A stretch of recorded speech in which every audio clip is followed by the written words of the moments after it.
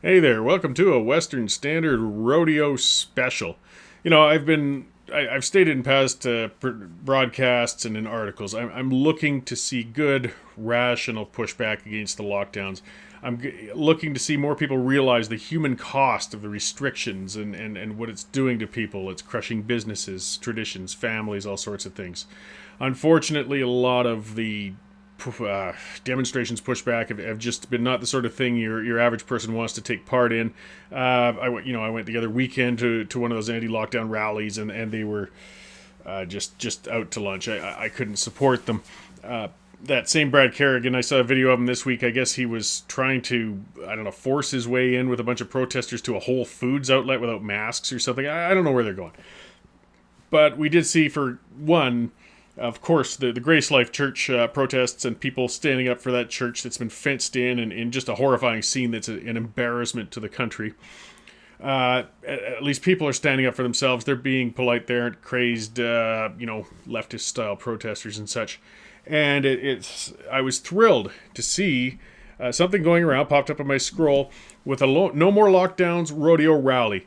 And this is great. This is two events in one. There's going to be a 3-day rodeo going on in Bowden, just an hour out of the city of Calgary.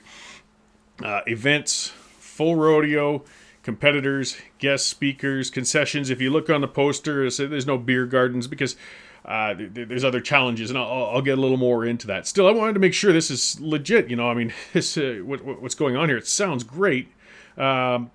And it was being run by a fellow named Ty Northcott of Northcott Rodeos. So if you want to look this up, and I'm going to repeat this a little later, if you look up Northcott Rodeos on Facebook, he's got information and details on there, and he keeps updates going. As well, the address to buy tickets. If you want to buy them in advance, it's $15 for adults, $10 for 7 to 17, and kids under 7 are free. You can email rodeo.rally@gmail.com, and it looks like they're going to have a gate admission too. So you can just go and purchase at the gate. So I jumped in the car. I made a phone call, and Jane and I headed up to Bowden area and met with Ty because I just really wanted to see details about what was going on with this. This is Ty here with one of his horses. So Ty Northcott is from a family with generations and generations of raising rodeo stock. This horse is named Third Rock. It's the one that's in the background throughout the rest of this broadcast here. And by the way, the photographer's name was Billie Jean, I believe, or Billie Jean Duff. I got to write my notes better. But I mean, the other thing that was striking going around the property with Ty, just so people know, like, these guys love their animals. As Ty will say in an interview I got a little later, they're family to them. This is their whole life. This is what they're about. These are well cared for animals, and they've all been locked up like any other athletes, doing nothing for a year, and this is costing in many levels. So there you see Third Rock in the background, quite a horse. This is another business. Like, I want people to realize the human side of what's going on. And rodeo in the West, I mean, this is as Albertan as it gets, as traditional as it gets.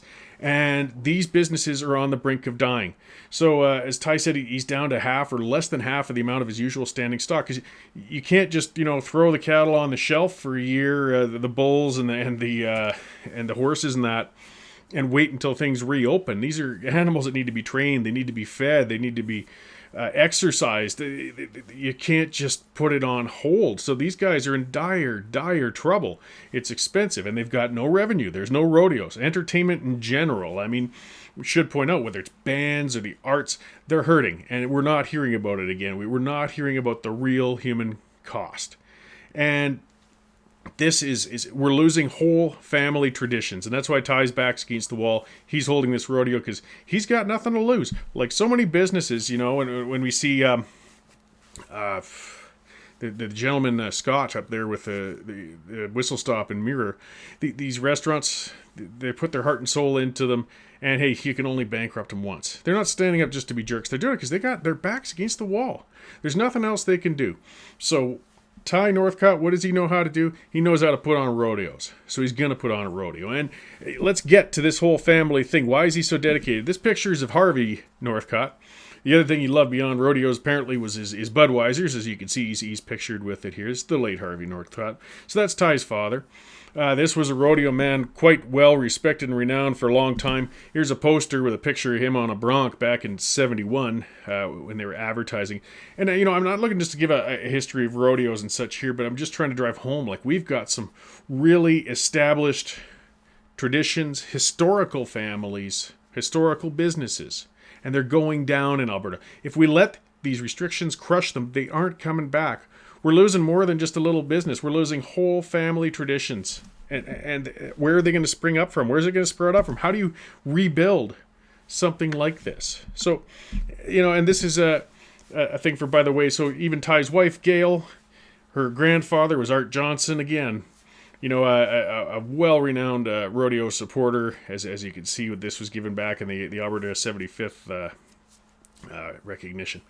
So, this is all at risk right now. These families, these businesses, they're going down.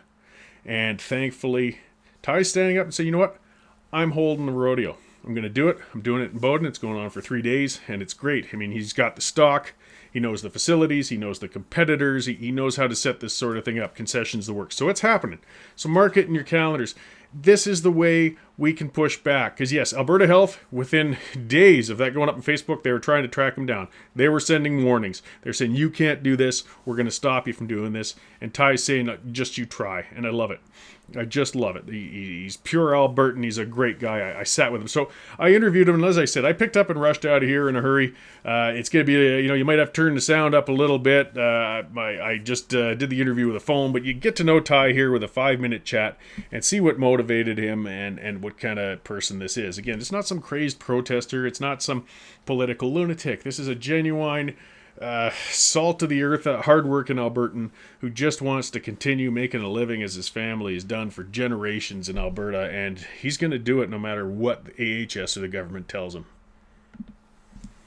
All right, so thank you very much for talking to me, Ty. I'd like to start with the background. You're from a well-established Alberta family that's been involved in agriculture and rodeo for a long, long time. Can you begin with letting us know a little bit about what your history is here? Yeah, I grew up around rodeo. My dad was a stock contractor since 1967, and we've been in the business for, I think we started in the late 80s, myself personally. Okay, and then so as you said, the industry is getting a lot of pressure. These lockdowns, I mean, it's been a year of reduced turnouts or complete cancellations of events and so on. You provide rodeo stock along with other things, and you said your stock is now down to a much lower level than it used to be? Yeah, we've had to cut back on our animals just for the fact that the cost of wintering them and the upkeep with them, we've just had to take and probably reduce our numbers to 50% from what they would have been in 2019, early 2020. Yeah, so it's not like you can start on a dime. It's not like other businesses where you can just take the stock and put it in a warehouse and leave it alone and bring it back out when things change. These are living creatures that have to be maintained, veterinary bills, feeding, and so forth. So yeah, these are all specialty animals that we use. Like, they're specially raised to do the jobs that they do, and you just can't go down the road and buy one anywhere at any given time. It's not like walking into your grocery store and buying a head of lettuce or anything. These are animals that we've spent years to get them to the point where they're at, and now we're having to sell a lot of them off. Some of them are like family members, and we hold close to our heart a lot of these animals. Yeah, well, I believe the term you used was animal athletes or something along those lines. Yeah, they're all athletes. They've all got certain genetics and traits that make them what they are. And at the end of the day, they're as much athlete as a cowboy themselves. Yeah, and with any athlete too, you can't just stop for a while. It takes training and ongoing, exercise and so forth. So yeah, all these animals, we take them, put them on certain diets throughout the winter, and then they change the diet come spring and summer as to when they're competing and doing their thing. So with your upcoming scheduled rodeo out here, which is looking to be quite fun, is it going to be a full event like any other rodeo? Or? Yeah, it's a full event. It's a semi-pro amateur rodeo. We have like bareback riding, bronc riding, saddle bronc, barrel racing, tie-down roping, team roping, and steer wrestling, and a couple junior events at it also. Excellent. So, what's inspired you? I mean, you've gotten the letters now, and they're already warning you. The government is not impressed with this. What are your thoughts on standing up to the state? I guess in the sense for the sake of your industry and family traditions. Well, somebody's got to do it. We've been walked over for over a year now, and we're seasonal business people, the most of us in the rodeo industry, just because in Canada here, our winters kind of prohibit a little bit of our events happening. So when it's like the farmer making hay, when the sun shines, we got to do it, and same with rodeo. Most of our events are outdoors, and we got to go when it's summertime. This prolonging us till June, July, August kind of thing that the government pulled on us last year, and they're trying to pull on us again this year. It doesn't cut it for us. Like, a lot of our planning takes anywhere from 3 months to a year to put these events on, and when they tell us that we can't do something in April, May, and June, or that we're prolonged until June, July, August, that doesn't work for us. We need the time to plan and do these events, and I just decided, you know what, enough is enough. If we got to do them, we got to do them, and I think there's a lot of people need to start jumping on the bandwagon and coming on the trail with us. Well, that's great, and it's so important. I mean, on so many levels, we need to get out and feel human again. We need to get around each other. We need to socialize, and this event's going to kind of provide all of that. And hopefully, I mean, your business is in some pressure right now. I mean, this is very important just on your personal level. Well, yeah, you can only afford to shut your door for so long and have no income, and then pretty soon you got to totally shut your door. And we're past that point.